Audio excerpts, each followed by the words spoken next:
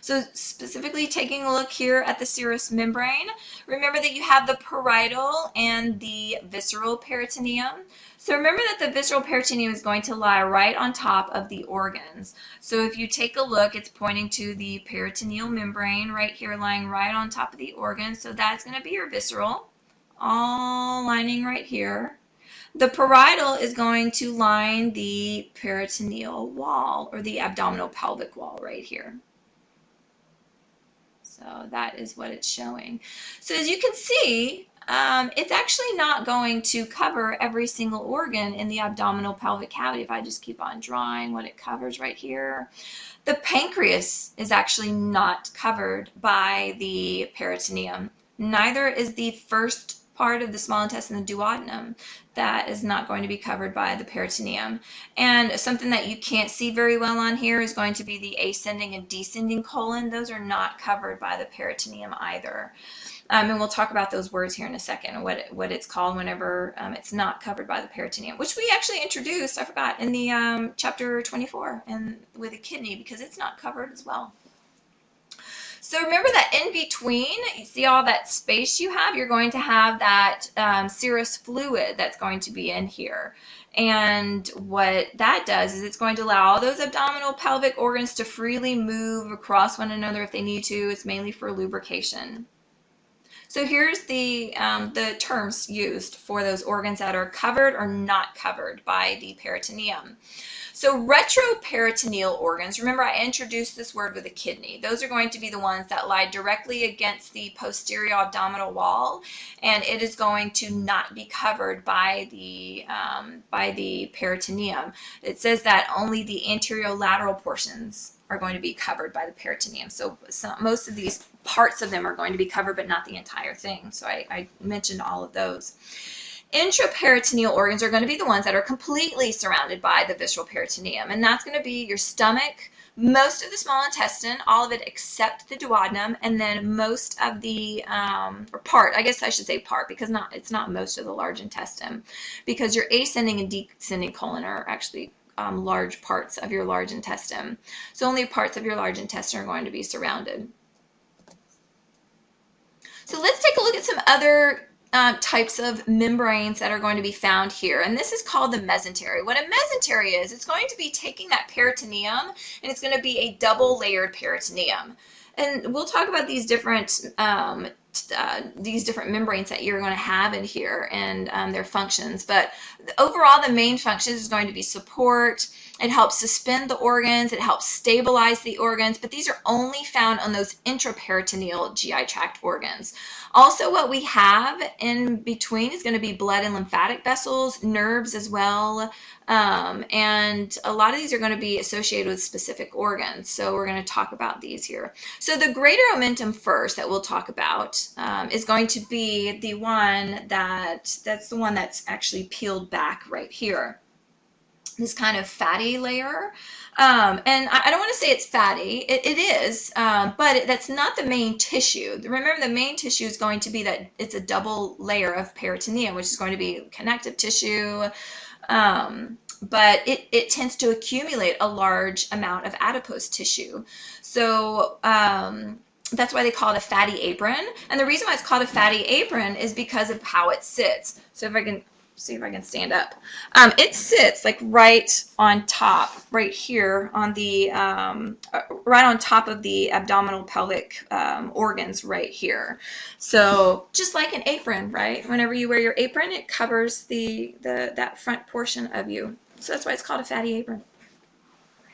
The lesser omentum, that one I don't think is on this. Oh, there's a little bit there on the picture right here, that lesser omentum. That one's going to be connected to the liver, as you can see. The mesentery proper, this is going to be all of this. So here is the small intestine. All of these little tubings that you see in here is going to be the small intestine. All this thin sheet of tissue right here that I'm covering over, and you're like, why'd you cover over it? Because now I can't see it. But this is going to be the mesentery.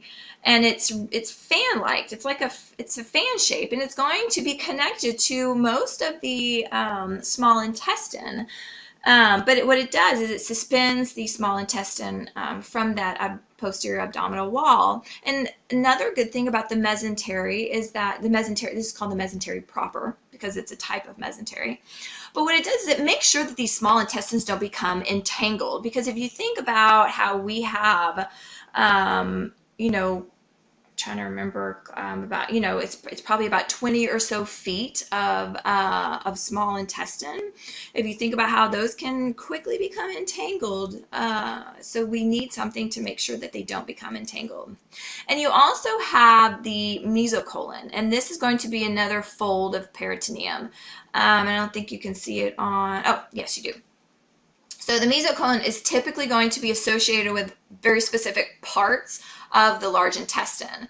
The one on here is going to be the one found on the transverse colon, and it's called the transverse mesocolon. So you can see it right in here. It attaches part of the large intestine to the posterior abdominal wall. So it's very similar to the mesentery proper, but this is found in the large intestine.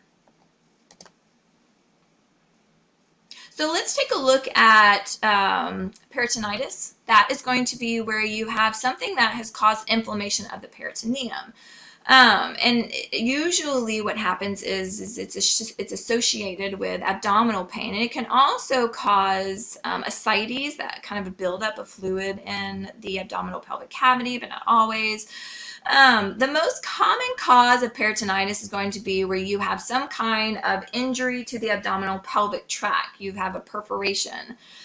This can be from a gunshot wound, or perhaps an ulcer can also cause it as well. So as far as regulation of the digestive system, we have to constantly monitor the changes that are happening in the GI tract. So that means that really the changes that are happening is, if you think about it, we are pushing food down the digestive tract. So that means that when we put food into the esophagus, it is going to expand. Whenever it moves out, it is going to decrease. Same with the small intestine. Whenever the food moves into it, it's going to expand, and then whenever it moves out, it's going to go back down. These are mechanoreceptors that are constantly detecting the stretch and also pressure changes that are happening, which typically come from the stretching of the walls. And another thing that's happening here in the digestive system is the chemical contents, right? We're taking in all this different food, we're breaking it down. So we are going to have chemoreceptors that are constantly detecting specific chemicals, the chemical contents inside of that lumen. So as far as control, it's mainly going to be autonomic motor output. This is going to be relayed through 3 different cranial nerves. It's going to be facial, glossopharyngeal, and vagus.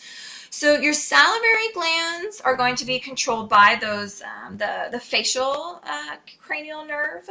And then vagus nerve is mainly going to be controlling that muscularis layer. If you remember vagus, it controls most of the visceral organs of the thoracic and abdominal cavity. So what these are constantly doing is they are coordinating secretory and smooth muscle contractions. So from the salivary gland, making sure that everything is happening when it needs to. And that's what we'll take a look at throughout this entire chapter is, what exactly causes the salivary glands to secrete saliva? Because it doesn't, even though we do secrete a little amount of saliva constantly, there's going to be times where we secrete more, and we're going to talk about when that is, and when does the pancreas know when to secrete its secretion. So that's what we're going to be talking about throughout the entire chapter. So all of that information that's coming from the different receptors, that sensory input is going to the central nervous system, and then the autonomic motor output is going to go down and control all of this.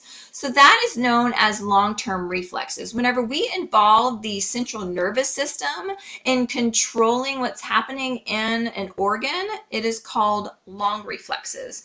Whenever we don't get the central nervous system involved and we can take care of it locally, remember we talked a little bit about this in the kidney. It was called autoregulation, where the kidney tries to take care of it itself, and if it can't, we call in the big guns like the nervous system.